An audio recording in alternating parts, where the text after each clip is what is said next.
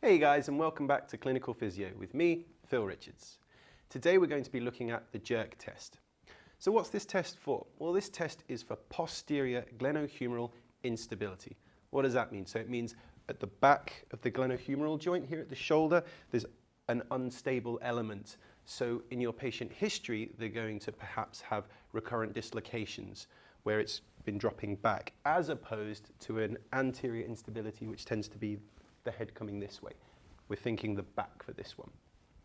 So a positive sign is going to be some clunking and instability, and because of the type of patient you're going to be doing this on, we thoroughly recommend you do it on the unaffected side first, so they're very well prepared for what's to come. So how do we do the test? What we're going to do is take the arm up into 90 degrees flexion. We're going to have the arm medially rotated, so we're in this kind of position, like they're leaning their arm on a table. From here, we're going to put what's called an axial force through here, which basically means we're just pushing so that we've got a line of force going through the humerus, and we're going to trap it at the back.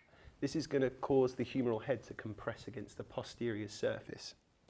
From here, what we're going to do slowly is bring the arm into an adducted and abducted position so that the back of the glenohumeral aspect is riding together.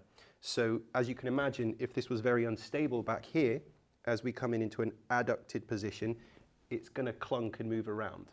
So we're looking for the apprehension, but particularly clunking.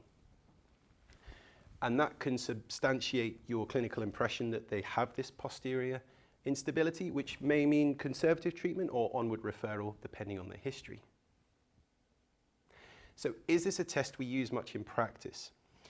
It's a good test that we sometimes use. To be honest, for patient control and getting the movement and comfort, we tend to use the posterior apprehension test where they're supine. It just makes things a little bit easier and more comfortable. Guys, thanks so much for watching. We'll see you again soon on Clinical Physio.